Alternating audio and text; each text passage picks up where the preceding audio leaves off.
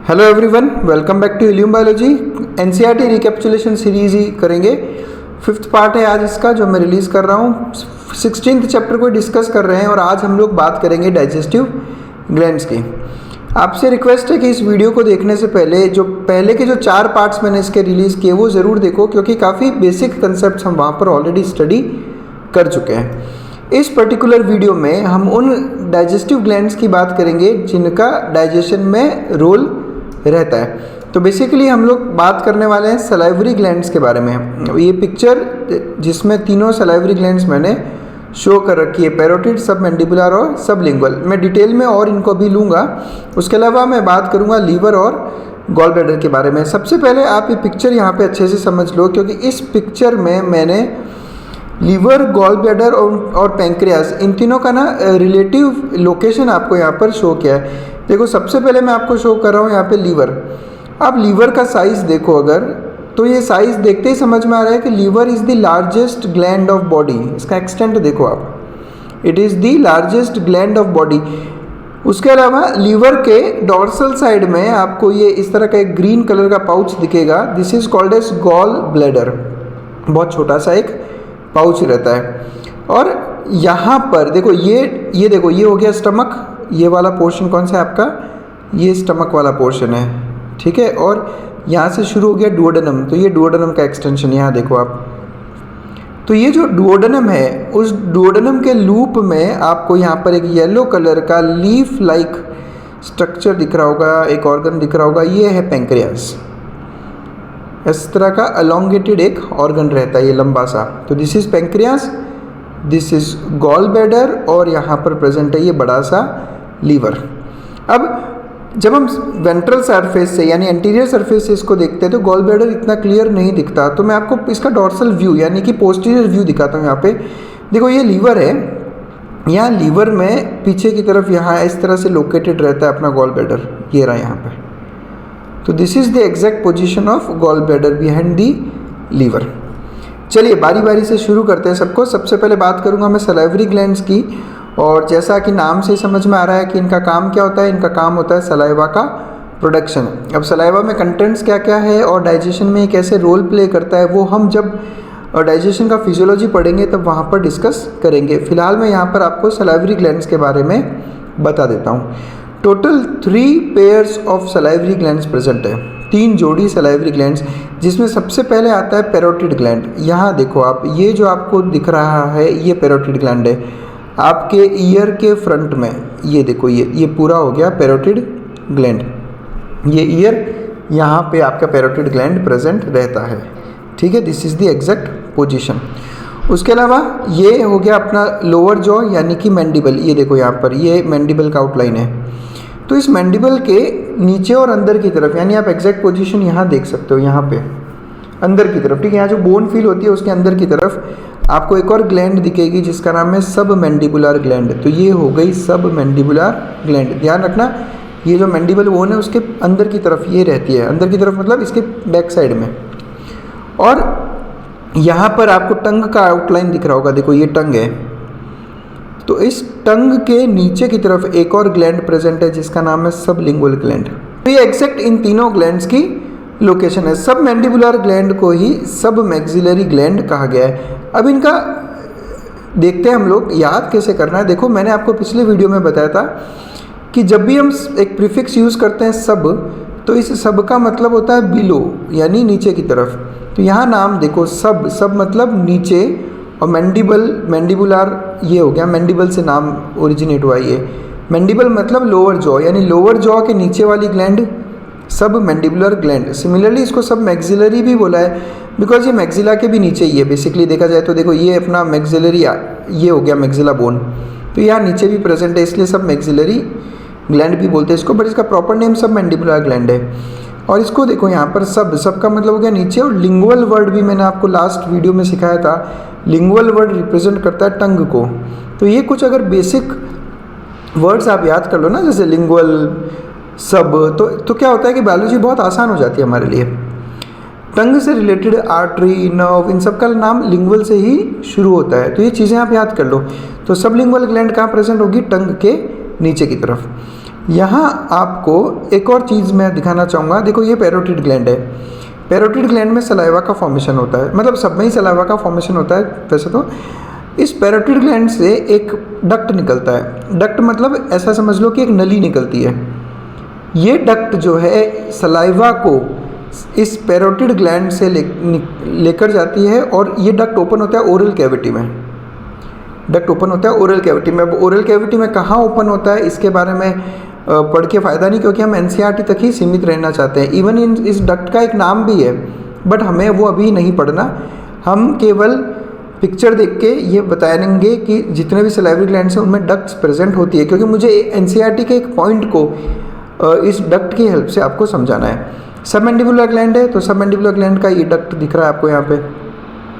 Sublingual gland की बात करें तो इसके ऊपर की तरफ आपको देखो यहाँ पे डक्ट्स दिख रहे हैं। तो इन डक्ट्स का काम क्या होता है? सलाइवा को ओरल कैविटी में लेकर जाना। Getting my point? तो ये तीन होती है सलाइवरी ग्लैंड्स। एक और पिक्चर में आपको दिखा देता हूँ। देखो ये ईयर हो गया, ईयर के फ्रंट में प्रेजेंट है तो पैरोटिड ग्लैंड। ये देखो ये जो मैंने यहाँ पे बोन शो कर रखा है ना, यहाँ पे ये मैंडिबल बोन यानी लोअर जॉ है। तो मैंडिबल के अंदर की तरफ ये ग्लैंड प्रेजेंट है जिसका नाम है सब मैंडिबुलर ग्लैंड। और ये टंग आ गया, इस टंग के नीचे पोजीशन में प्रेजेंट है सबलिंगुअल ग्लैंड। और इस पिक्चर में आप अच्छे से देखो इन सब के डक्ट्स भी बता रखे हैं। ये पैरोटिड ग्लैंड का डक्ट हो गया, ये हो गया सबमैंडिबुलर ग्लैंड का डक्ट, देखो ये यहाँ तक आ रहा है पूरा, ठीक है। और सबलिंगुअल ग्लैंड का डक्ट भी आपको यहाँ पे ऊपर की तरफ बहुत सारे मल्टीपल डक्ट्स दिख रहे होंगे, ये देखो। तो ये ग्लैंड्स और उनके डक्ट्स, इन सब डक्ट्स के नाम हैं, बट हम यहाँ पे डिस्कस नहीं करेंगे। काम क्या है? सलाइवा का सिक्रीशन। टोटल 3 पेयर्स होती है। सबसे पहले पैरोटिड जिसका लोकेशन है हमारे गाल के अंदर। एनसीईआरटी कहती है कि इनसाइड द चीक, तो बिल्कुल सही बात है। देखो फ्रंट ईयर के फ्रंट में यहाँ पर चीक के अंदर प्रेजेंट होती है, तो ये पैरोटिड। सब मैंडिबुलर या सब मैक्सिलरी, जैसा नाम से समझ में आ रहा है कि मैंडिबल के नीचे यानी कि लोअर जॉ। और सब लिंगुअल मतलब बिलो दी टंग। सब लिंगुअल का मतलब ही होता है टंग के नीचे। अब एक बहुत इंपॉर्टेंट पॉइंट जिस पे नीट पे ऑलरेडी क्वेश्चन आ चुका है। देखो ये जितनी भी ग्लैंड्स है पैरोटिड, सब मैंडिबुलर और सब लिंगुअल, ये तीनों ग्लैंड्स आप देख लो, ये तीनों ओरल कैविटी के बाहर प्रेजेंट हैं। इन तीनों में से कोई भी ग्लैंड ओरल कैविटी के अंदर प्रेजेंट नहीं होती, ध्यान रखना। लेकिन ये तीनों क्या बनाती है? सलाइवा। और सलाइवा रिलीज होके कहाँ पहुँचता है? ओरल कैविटी के अंदर। Getting my point? तो एनसीईआरटी ने एक लाइन लिखी है कि all these salivary glands are situated outside the buccal cavity यानी oral cavity, but the secret saliva inside the oral cavity. ये तीनों ओरल कैविटी के बाहर सिचुएटेड है, लेकिन सलाइवा ये रिलीज करती है ओरल कैविटी के अंदर। तो ये कैसे पॉसिबल हो पाया? ये पॉसिबल हो पाया इन डक्ट्स के थ्रू। समझ में आया आपको? तो ये डक्ट्स मैंने आपको इसीलिए शो किए ताकि मैं इस एनसीईआरटी की लाइन को जस्टिफाई कर सकूं। चलिए नेक्स्ट बात करते हैं हम लीवर की। जैसे मैंने अभी आपको थोड़ी देर पहले भी बताया था, ये एग्जैक्ट जब मैं फ्रंट से देखता हूँ तो मुझे ये कुछ इस तरह से दिखाई देता है। देखो मैं मेन चीज़ें यहाँ पे आपको बता दूँ। सबसे पहले तो आपको ऊपर एक मसल दिख रही होगी बड़ी सी। अब आपने अगर मेरे पिछले 5 वीडियोस अच्छे से देखे हैं तो आपको पता चल गया होगा कि सर ये मसल डायफ्राम मसल है जो कि थोरैक्स और एब्डोमेन को सेपरेट करती है। इसी जो डायफ्राम है उसके जस्ट नीचे अगर आप राइट साइड में देखोगे तो यहाँ पे आपको दिख रहा है लीवर। ये हो गया लीवर। अब इस लीवर को और गौर से देखोगे आप तो आपको समझ में आएगा कि इस लीवर के 2 लोब्स हैं। देखो ये पहला लोब और ये दूसरा लोब। यहाँ पे क्लियर दिख रहा है कि लीवर के 2 मेजर लोब्स होते हैं और उनका नाम भी आसान है। इसको बोलते हैं राइट लोब और इसको बोलते हैं लेफ्ट लोब। लीवर के लेफ्ट लोब के जस्ट नीचे यहाँ देखो आपको स्टमक दिख रहा होगा। ये पूरा का पूरा स्टमक है। यहाँ पर पिक्चर्स जितने अच्छे से समझोगे ना चीज़ें उतनी अच्छी दिमाग में सीधी बैठ जाएगी। ये स्टमक अब आगे डुओडेनम में कंटिन्यू करेगा, लेकिन डुओडेनम नहीं दिखाई दे रहा क्योंकि इसके ऊपर कोलोन आ चुका है, ठीक है। तो ये एकदम एग्जैक्ट फ्रंट में आपको ये स्ट्रक्चर्स दिखते हैं। थोड़ा सा आपको यहाँ पे ग्रीन कलर का एक छोटा सा पाउच दिख रहा होगा, ये गॉल ब्लैडर है जो सामने से केवल इतना ही दिखाई देगा। यहाँ पे मैं एक और स्ट्रक्चर यहाँ पे शो करना चाहूँगा। हालांकि इस चैप्टर का इस ऑर्गन से कोई लेना देना नहीं है, बट बहुत से स्टूडेंट्स मुझसे सवाल करते हैं कि सर स्प्लीन कहाँ प्रेजेंट होता है। तो आप देखो स्टमक के लेफ्ट साइड में आपको यहाँ पे एक ऑर्गन दिख रहा होगा, यही ऑर्गन स्प्लीन है, दिख रहा है, ये स्प्लीन ऑर्गन है। हालांकि इसका इस चैप्टर से कोई लेना देना नहीं है, बट मैं जस्ट आपको शो कर रहा हूँ। तो लीवर बॉडी की सबसे लार्जेस्ट ग्लैंड, ये जब टॉपिक आज मैंने शुरू किया तब सबसे पहले मैंने आपको यही बात बताई।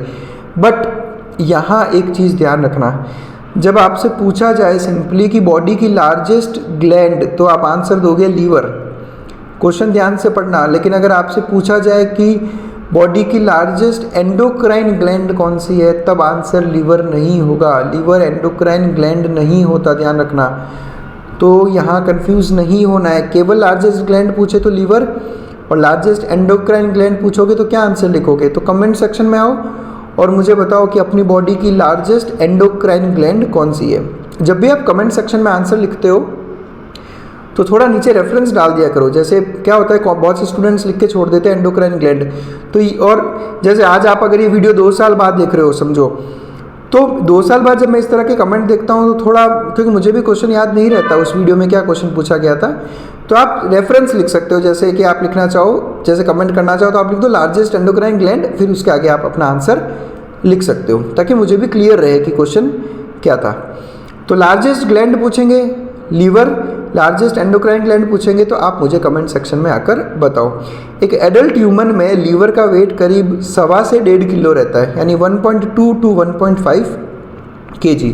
लीवर के बेसिकली 2 लोब्स हैं, राइट लोब और लेफ्ट लोब, जो कि आपको यहाँ से एविडेंट हो रहा है, राइट और लेफ्ट लोब। एक चीज़ यहाँ पे ध्यान रखना, आप गॉल ब्लैडर का पोजीशन ध्यान रखना कि गॉल ब्लैडर लीवर के राइट लोब के नीचे है, ये भी ध्यान रखने वाली चीज़ है।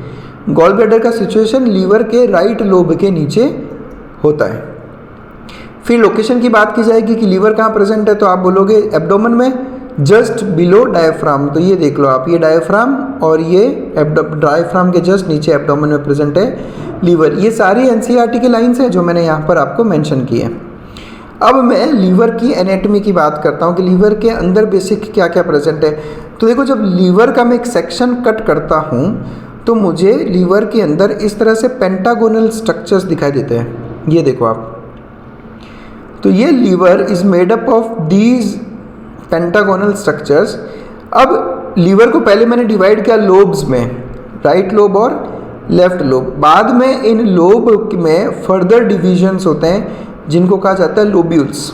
ध्यान रखना, ये हर बायोलॉजी में हर जगह यही चलता है, लोब का फर्दर डिवीजन कहलाता है लोब्यूल्स। तो इसी तरह से लीवर के 2 लोब्स और उन लोब्स के भी अंदर प्रेजेंट होते हैं लोब्यूल्स। तो ये जितने भी आपको पेंटागोनल स्ट्रक्चर्स दिख रहे हैं, ये सब कहलाते हैं हेपेटिक लोब्यूल्स। क्या कहलाते हैं? Hepatic lobules. और यही हेपेटिक लोब्यूल्स लीवर की स्ट्रक्चरल और फंक्शनल यूनिट होती है। ये बहुत सारे हेपेटिक लोब्यूल्स मिलकर लीवर का लोब का फॉर्मेशन करते हैं। अब मैं आपको इस एक हेपेटिक लोब्यूल का एनलार्ज्ड वर्जन दिखाऊंगा। देखो, ये एक सिंगल हेपेटिक लोब्यूल है। अब इस हेपेटिक लोब्यूल में क्या हो रहा है कि आपको यहाँ पर सेल्स दिख रहे होंगे। देखो, तो जो लीवर के सेल्स होते हैं ना, लीवर के सेल्स को कहा जाता है हेपेटोसाइट्स। और बिल्कुल सही बात है, हेपेटो वर्ड मैं आपको बता दूँ, ये वर्ड यूज़ होगा लीवर के लिए, और साइट वर्ड यूज़ होता है सेल के लिए। तो बहुत आसान हो गया, हेपेटो लीवर साइट सेल। देखो, ये कुछ चीज़ें आपको खुद से करना सीख जाओ ताकि चीज़ें आसान हो जाए हमारे लिए। हेपेटोसाइट्स यानी लीवर के सेल। अब आप आगे आगे जैसे जैसे लीवर के बारे में और स्टडी करोगे तो आपको यही वर्ड देखने को मिलेगा, हेपेटो। तो ये चीज़ें याद करनी चालू कर दो, हेपेटोसाइट्स। यहाँ हेपेटोसाइट्स का अरेंजमेंट देखना आप। देखो, ये एक हेपेटोसाइट, ये दूसरा, ये तीसरा, ये चौथा, ये पांचवा, ये छठा, ये सातवां। इस तरह से आप देखो, सारे हेपेटोसाइट्स इस तरह से कॉर्ड लाइक स्ट्रक्चर्स बना रहे हैं।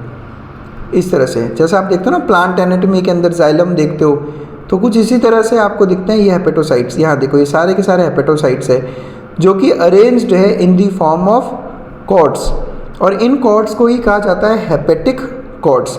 यानी मैं ये बोल सकता हूँ कि इनसाइड अ हेपेटिक लोब्यूल, एक हेपेटिक लोब्यूल के अंदर हेपेटोसाइट्स हेपेटिक कॉर्ड्स की फॉर्म में अरेंज्ड है। बस इतना ही मैं एनसीईआरटी तक ही सीमित रहना चाहूँगा। हालांकि लीवर पे कंप्लीट एक लेक्चर लिया जा सकता है इस पूरी एनाटॉमी के ऊपर, काफ़ी कुछ है इसमें सीखने को, बट हम केवल एनसीईआरटी तक ही सीमित रहेंगे। लोब्स डिवाइड होकर बनाते हैं लोब्यूल्स। तो हेपेटिक लोब्यूल्स लीवर के स्ट्रक्चरल और फंक्शनल यूनिट्स हैं जिनमें हेपेटिक सेल्स प्रेजेंट है जो कि कॉर्ड्स की फॉर्म में अरेंज्ड होती है। ये एग्जैक्ट एनसीईआरटी की लाइन है। अब हेपेटोसाइट्स का काम क्या है? तो हेपेटोसाइट्स बाइल रिलीज करते हैं, यानी लीवर का मेन काम क्या हो गया? Synthesis of bile. हालांकि केवल बाइल का सिंथेसिस ही लीवर का रोल नहीं है, लीवर आपकी बॉडी में सबसे ज़्यादा रोल प्ले करने वाला ऑर्गन है, बट हम केवल डाइजेस्टिव सिस्टम की बात कर रहे हैं यहाँ पर और केवल एनसीईआरटी तक ही सीमित रख रहे हैं। तो लीवर का काम है बाइल जूस रिलीज करना, जो आगे फर्दर डाइजेशन में हेल्प करेगा। अब जो लीवर होता है ना, उस लीवर के ऊपर एक कवरिंग समझ लो, एक कैप्सूल प्रेजेंट होता है। ये देखो यहाँ पर एक लीवर के ऊपर हमने कवरिंग शो कर रखी है यहाँ पे। This is called as Glisson's capsule. और ये नीट का बहुत फेवरेट क्वेश्चन है कि ग्लिसन्स कैप्सूल किसकी कवरिंग है। अभी कवरिंग बेसिकली बनी होती है कनेक्टिव टिश्यू की। शीत का मतलब होता है लेयर। तो लीवर के ऊपर एक कनेक्टिव टिश्यू की लेयर होती है जिसे कहा जाता है ग्लिसन्स कैप्सूल, और ये बहुत इंपॉर्टेंट क्वेश्चन है नीट के लिए। चलिए आगे बात करते हैं गॉल ब्लैडर की। तो गॉल ब्लैडर की जैसा हमने बोला कि लीवर के डॉर्सल साइड में, लीवर के राइट लोब के डॉर्सल साइड में प्रेजेंट होता है गॉल ब्लैडर। ग्रीनिश कलर का आपको एक छोटा सा ऑर्गन, बैग लाइक ऑर्गन दिखाई देगा। और गॉल ब्लैडर का बेसिक काम क्या होता है कि गॉल ब्लैडर, लीवर जो बाइल बनाता है वो बाइल गॉल ब्लैडर में आकर स्टोर होता है, और स्टोरेज के साथ साथ गॉल ब्लैडर इस बाइल जूस के अंदर कुछ सॉल्ट्स ऐड करता है, जिसकी वजह से इस बाइल का होता है कॉन्सेंट्रेशन। बाइल और ज़्यादा कॉन्सेंट्रेट हो जाता है। कॉन्सेंट्रेट हो जाता है मतलब इसमें सल्यूट, जब सल्यूट बढ़ता है तो उसको कहते हैं कॉन्सेंट्रेट करना। तो गॉल ब्लैडर कुछ बाइल सॉल्ट्स ऐड करता है बाइल जूस में, जिसकी वजह से बाइल जूस और ज़्यादा कॉन्सेंट्रेट होता है। तो गॉल ब्लैडर बाइल का स्टोरेज करने के साथ साथ में उसका कॉन्सेंट्रेशन भी करता है। और अगर मैं इस लीवर के राइट लोब के पीछे की तरफ ये प्रेजेंट होता है, तो अगर मैं लीवर हटा दूं तो आपको कुछ इस तरह का दिखाई देगा गॉल ब्लैडर। ये इसका एग्जैक्ट पोजीशन है। यहाँ देखो आप इस डायग्राम में हमने आपको किडनी तक का भी रिलेटिव लोकेशन शो कर दिया। देखो ये डायग्राम्स, ये सब दिखाने का मेरा पर्पज़ यही है कि आपके दिमाग में सब ऑर्गन्स का जो पोजीशन है ना वो क्लियर हो जाए। ये डुओडेनम हो गया, ये देखो पैंक्रियाज हो गया, ठीक है, और ये हो गया डुओडेनम, और ये देखो आप यहाँ किडनी दिखाई दे रही है आपको। तो किडनी का भी लोकेशन इनके आसपास ही रहता है, पर किडनी डॉर्सल साइड में यानी पीछे की तरफ प्रेजेंट रहती है। तो गॉल ब्लैडर एक पतला सा मस्कुलर सैक मतलब बैग है जो कि बाइल जूस को स्टोर करता है और कॉन्सेंट्रेट करता है। चलिए आगे बढ़ते हैं और अब हम एक बहुत इंपॉर्टेंट और एक बहुत इंटरेस्टिंग टॉपिक पढ़ते हैं, डक्ट सिस्टम। अब डक्ट सिस्टम क्या है? डक्ट बेसिकली किसको कहते हैं? किसी चैनल को। देखो लीवर बाइल जूस का फॉर्मेशन करेगा, गॉल ब्लैडर बाइल को स्टोर करेगा और बाइल को कॉन्सेंट्रेट करेगा। मुझे बाइल को लेके कहाँ जाना है? बाइल का साइट ऑफ एक्शन क्या है? बाइल जूस काम करता है डुओडेनम के अंदर, क्योंकि फूड डुओडेनम में आएगा, ठीक है। इनका रोल डाइजेशन में है। जिस तरह से हमने सलाइवरी ग्लैंड्स ओरल कैविटी के बाहर है, लेकिन एक डक्ट की हेल्प से सलाइवा को ओरल कैविटी में पहुंचाया जा रहा है, वैसे ही बाइल जूस लीवर में बनता है, गॉल ब्लैडर में कॉन्सेंट्रेट होता है, और अब इसको यहाँ से मुझे लेके जाना है डुओडेनम में, ताकि वहाँ पे मैं डाइजेशन करवा सकूँ। तो अब इस पिक्चर को देखना आप अच्छे से। पहले मैं आपको एक ब्रीफ आइडिया दे देता हूँ। ये जो मैंने बेसिक आउटलाइन शो कर रखी है, ये आ रहा है इसोफेगस, ये यहाँ से शुरू हो गया स्टमक, ये यहाँ से शुरू हो गया डुओडेनम, और फिर ये आगे कंटिन्यू होता है जेजुनम में, ठीक है। अब बाइल जूस को कहाँ लेके जाना है मुझे? डुओडेनम। ये मेरा साइट ऑफ एक्शन है, देखो यहाँ पे लेके जाना है मुझे। तो सबसे पहले मैं बात करता हूँ, ये हो गया लीवर। ये लीवर का राइट लोब और ये लीवर का लेफ्ट लोब दोनों बना रहे हैं बाइल जूस। ये देखो ये डक्ट आया राइट लोब से, ये डक्ट आया लेफ्ट लोब से, और ये दोनों डक्ट क्या हो गए? कंबाइन हो गए यहाँ पर। तो आप इसको बोल सकते हो डक्ट ऑफ लीवर या फिर हेपेटिक डक्ट। इसको मैंने बोल दिया हेपेटिक डक्ट। हेपेटिक डक्ट किससे बना है? राइट वाले डक्ट से, राइट वाले डक्ट और लेफ्ट वाले डक्ट से मिलके बना हेपेटिक डक्ट। अब गॉल ब्लैडर ये रहा आपका। गॉल ब्लैडर भी बाइल जूस को रिलीज करता है स्टोर करने के बाद। स्टोर करेगा, कॉन्सेंट्रेट करेगा और यहीं से बाइल जूस रिलीज होता है। इसको भी कहाँ लेके जाता है? डुओडेनम में। अब ये जो डक्ट है जो गॉल ब्लैडर से निकल रहा है, इस डक्ट को कहा जाता है cystic duct. This duct is called as cystic duct. अब ये सिस्टिक डक्ट कंबाइन हो जाएगा हेपेटिक डक्ट के साथ में।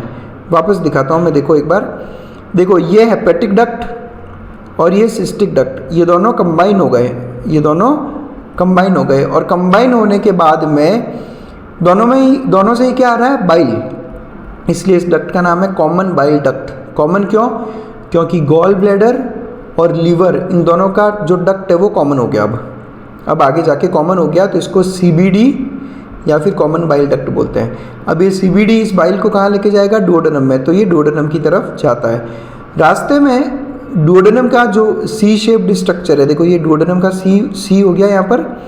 इस डुओडेनम के सी में प्रेजेंट है यहाँ पर ये पैंक्रियास। अब पैंक्रियास भी पैंक्रियाटिक जूस बनाता है जो कि डाइजेशन में रोल प्ले करता है। तो इस जूस को भी मुझे कहाँ लेके जाना है? डुओडेनम में। तो यहाँ देखो आप, पैंक्रियास में भी डक्ट प्रेजेंट होती है। ये पैंक्रियाटिक डक्ट है, ये क्या है? Pancreatic duct. इसमें क्या प्रेजेंट है? Pancreatic juice. और ये क्या है? Common bile duct. अब इन दोनों को ओपन कहाँ हो रहा है? इन दोनों को ओपन होना है डुओडेनम में। तो ये दोनों भी क्या हो गए? मर्ज हो गए। यानी यहाँ से आ रहा था कॉमन बाइल डक्ट, ये ऐसे, और इधर से आ रहा था पैंक्रियाटिक डक्ट। तो ये दोनों क्या हो गए? मर्ज हो गए। और ये जो मर्ज होने के बाद में ये जो डक्ट बना है, इस डक्ट में लीवर का कंटेंट भी है और पैंक्रियास का कंटेंट भी है। इसलिए इस डक्ट का नाम है कॉमन हेपेटो पैंक्रियाटिक डक्ट। नाम क्या रखा? Common hepato pancreatic duct. देखो नाम रटने की ज़रूरत नहीं है, नाम से आप सब कुछ समझ जाओगे। कॉमन डक्ट है किसका? लीवर का और पैंक्रियास का, इसलिए कॉमन हेपेटो पैंक्रियाटिक डक्ट। इसका नाम क्या है? कॉमन बाइल डक्ट है। कॉमन डक्ट है किसका? लीवर का और गॉल ब्लैडर का, दोनों से क्या आ रहा है? बाइल। तो कॉमन बाइल डक्ट। एक और डायग्राम लेकर मैं आपको इस कॉमन हेपेटो पैंक्रियाटिक डक्ट को शो करना चाहूँगा। यहाँ फटाफट एक बार शो कर दूँ। देखो gall bladder, cystic duct, liver right वाला डक्ट, लेफ्ट वाला डक्ट, हेपेटिक डक्ट, दोनों कंबाइन हो गए तो क्या बन गया? Common bile duct. ये पैंक्रियाटिक डक्ट हो गया। ये दोनों कंबाइन होकर यहाँ पर ये जो डक्ट बना है इसको हम कहते हैं कॉमन हेपेटो पैंक्रियाटिक डक्ट। समझ में आ गई चीज़? अब एक डक्ट ओपन होने वाला है डुओडेनम में, तो मैं चाहूँगा कि यहाँ पर एक गेट हो, यहाँ पर एक गेट हो जो इस सीक्रेशन को कंट्रोल कर सके कि कब सीक्रेशन को अंदर आने देना है, कब अंदर आने नहीं देना। क्यों ऐसा? क्योंकि ऐसा है ना, देखो आप हर वक्त तो हमारी बॉडी में फूड इंजेक्शन होता नहीं, तो जब फूड डुओडेनम में जाता है तभी हमें इन जूसेस की ज़रूरत पड़ती है, यानी पैंक्रियाटिक जूस और बाइल जूस की। तो उसी वक्त इस जूस को रिलीज़ करना होता है, इसलिए वहाँ पर एक स्फिंक्टर प्रेजेंट होगा। अगेन मैं स्फिंक्टर की बात कर रहा हूँ। अगर आपने पिछले 4 वीडियोज़ देखे मेरे, तो उसमें हमने स्टमक में भी स्फिंक्टर की बात की थी। यहाँ देखो इस पोजीशन में मैंने आपको कहा था कि यहाँ पर एक लोअर इसोफेजियल स्फिंक्टर होता है। अगेन मस्कुलर स्फिंक्टर है, जब ये ओपन होता है तो कंटेंट अंदर आएगा और जब क्लोज हो जाता है तो कंटेंट अंदर नहीं आ पाता। सिमिलरली यहाँ पे भी एक स्फिंक्टर की स्टडी की थी जो डुओडेनम और स्टमक के बीच में था, जिसका नाम था पाइलोरिक स्फिंक्टर। तो पैंक्रियाटिक और जो ये कॉमन बाइल डक्ट से मिलके जो हेपेटो पैंक्रियाटिक डक्ट बना है, ये भी एक स्फिंक्टर का फॉर्मेशन करेगा डुओडेनम की वॉल में। ये देखो यहाँ पे ये डुओडेनम की वॉल है, ये डुओडेनम की वॉल। यहाँ से ये देखो डक्ट आ रहे थे, कॉमन बाइल डक्ट, ये पैंक्रियाटिक डक्ट, ये दोनों मर्ज हो गए और बन गया कॉमन हेपेटो पैंक्रियाटिक डक्ट। यहाँ पर देखो ये जो है ये है स्फिंक्टर। मैं ये हटाता हूँ, एक बार अच्छे से देख लो आप इसको। ये स्फिंक्टर ये ओपन और क्लोज होता है, तब बाइल और पैंक्रियाटिक जूस अंदर आते हैं। इसको सबसे पहले डिस्क्राइब किया था ओडाई नाम के एक साइंटिस्ट ने, इसलिए इस स्फिंक्टर का नाम है स्फिंक्टर ऑफ ओडाई। और ये चीज़ मैं पहले ही क्लियर कर चुका हूँ कि जब मैं बोलता हूँ स्फिंक्टर मतलब वो एक मस्कुलर स्ट्रक्चर होगा, वो एक मस्कुलर स्ट्रक्चर होगा। अब बिकॉज हम एनसीईआरटी स्टडी कर रहे हैं तो एनसीईआरटी के डायग्राम्स को इग्नोर नहीं कर सकते। एनसीईआरटी के डायग्राम्स देखें आप अच्छे से। यहाँ से शुरू करता हूँ, हालांकि अभी डायग्राम आपके लिए काफ़ी आसान हो गया होगा। यहाँ शो कर रखा है इन्होंने गॉल ब्लैडर, फिर इन्होंने गॉल ब्लैडर से निकलने वाला डक्ट दिखा दिया जिसका नाम है सिस्टिक डक्ट, एनसीईआरटी ने बाकायदा नाम लिखा हुआ है। फिर ये देखो लिखा हुआ है डक्ट्स फ्रॉम लीवर, ये राइट साइड से आ रहा है, ये लेफ्ट साइड से आ रहा है, ये दोनों कंबाइन हो गए। अब लीवर का डक्ट और गॉल ब्लैडर का डक्ट मिलके क्या बन गया, कॉमन बाइल डक्ट। ये कॉमन बाइल डक्ट नीचे की तरफ आ रहा है, तो इसको रास्ते में मिलेगा पैंक्रियास। ये आ रहा पैंक्रियास और ये रहा पैंक्रियास का डक्ट। तो पैंक्रियास का डक्ट और कॉमन बाइल डक्ट कंबाइन हो गए और कंबाइन होकर उन्होंने बना दिया हेपेटो पैंक्रियाटिक डक्ट। बहुत आसान है और मुझे लगता है अब आपको इसको याद करने की भी ज़रूरत नहीं है, हम इतने सारे डायग्राम्स देख चुके हैं इसके बारे में। तो चलिए एक बार फटाफट रिवाइज कर लेते हैं। हेपेटिक डक्ट कंबाइन होगा किसके साथ, सिस्टिक डक्ट, जो कि गॉल ब्लैडर से आ रहा है। ये दोनों मिलकर बनाएंगे सीबीडी, फिर आगे चल के पैंक्रियाटिक डक्ट के साथ कंबाइन हो जाएगा और बनाएगा कॉमन हेपेटो पैंक्रियाटिक डक्ट। और ये ओपन होगा डुओडेनम में और इसको गार्ड कौन करेगा, स्फिंक्टर ऑफ ओडाई। तो ये आपको डक्टल सिस्टम याद रखना है। कुछ इस तरह से आप देखो कितना सिस्टमेटिक है अपना body. Bile juice, pancreatic juice कब रिलीज़ होगा, कब रिलीज़ नहीं होगा, इन सब की भी सीक्रेशंस कंट्रोल किए जाते हैं। चलिए फिर नेक्स्ट पढ़ते हैं हम एक और ग्लैंड के बारे में जिसका नाम है पैंक्रियास। इसका एग्जैक्ट लोकेशन मैं बहुत बार आपको दिखा चुका हूँ, इस पिक्चर में भी और क्लियर दिख रहा होगा। एक इस तरह का इलोंगेटेड स्ट्रक्चर है, ऑर्गन है ये, ठीक है। और ये एग्जैक्ट इसका लोकेशन अगर आपसे पूछा जाए तो आप इसको एग्जैक्ट ऐसे डिफाइन करोगे। एनसीईआरटी की लाइंस बहुत खूबसूरत, एनसीईआरटी की जो लाइंस है ना, काफ़ी खूबसूरत लाइंस लिखता है। वो लिखता है कि जो सी शेप्ड डुओडेनम है उसके लिम्स में, लिम्स मतलब लिम्स उन्होंने किसको कहा है, लिम्ब ये इसको कह रहे हैं, किसी भी यू के ये लिम्ब होते हैं। देखो ये लिम्ब हो गया, ये लिम्ब हो गया। तो एनसीईआरटी लिखती है कि सी शेप्ड डुओडेनम के लिम्स के बीच में प्रेजेंट है एक इलोंगेटेड स्ट्रक्चर जिसका नाम है पैंक्रियास। तो ये वो पैंक्रियास है, इलोंगेटेड ऑर्गन सिचुएटेड है सी शेप्ड डुओडेनम के लिम्स के बीच में। अब ये एक कंपाउंड ऑर्गन है। कंपाउंड ऑर्गन मतलब क्या होता है, कंपाउंड ऑर्गन का मतलब होता है जिसमें ना मल्टीपल टिश्यूज़ प्रेजेंट हो, अलग अलग टाइप के, ठीक है। कुछ बुक्स में आपको ये भी मिलेगा कि ये एक मिक्स्ड ग्लैंड है। अब मिक्स्ड ग्लैंड किसको बोलते हैं हम, और इसको कंपाउंड ऑर्गन भी क्यों बोला गया, क्योंकि पैंक्रियास ऐसा ग्लैंड है जो एक्सोक्राइन रोल भी प्ले करता है और एंडोक्राइन रोल भी प्ले करता है। अब आपने पढ़ा रहेगा कि ग्लैंड्स दो तरह की होती है, एक्सोक्राइन ग्लैंड और एंडोक्राइन ग्लैंड। तो पैंक्रियास दोनों है, एक्सोक्राइन भी है और एंडोक्राइन भी है, इसलिए इसको कंपाउंड ऑर्गन भी बोला गया और मिक्स्ड ग्लैंड भी बोला गया।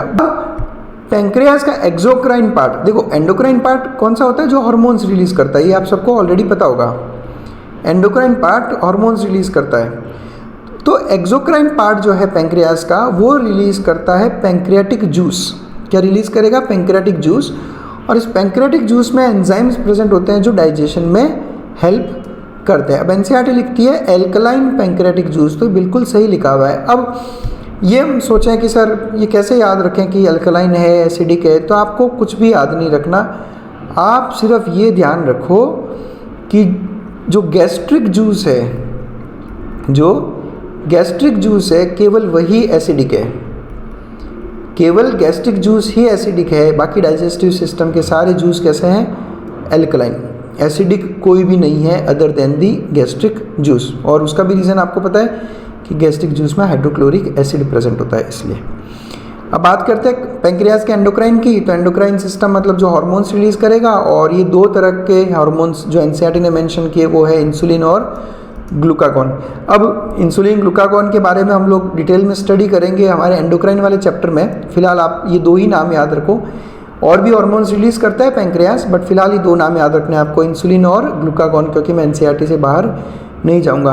हाँ, कमेंट सेक्शन में ज़रूर आके मुझे आप बताओ कि इंसुलिन कौन सी एक बहुत ही कॉमन बीमारी से एसोसिएटेड है। इंसुलिन हार्मोन का रिलेशन कौन सी एक बहुत ही कॉमन, आजकल बहुत आम हो गई वो डिजीज़, उससे एसोसिएशन रखती है। तो आई होप आपको ये वीडियो काफ़ी अच्छा लगा होगा। Thanks for watching us. बने रहिए हमारे साथ for more such interesting videos. Thank you.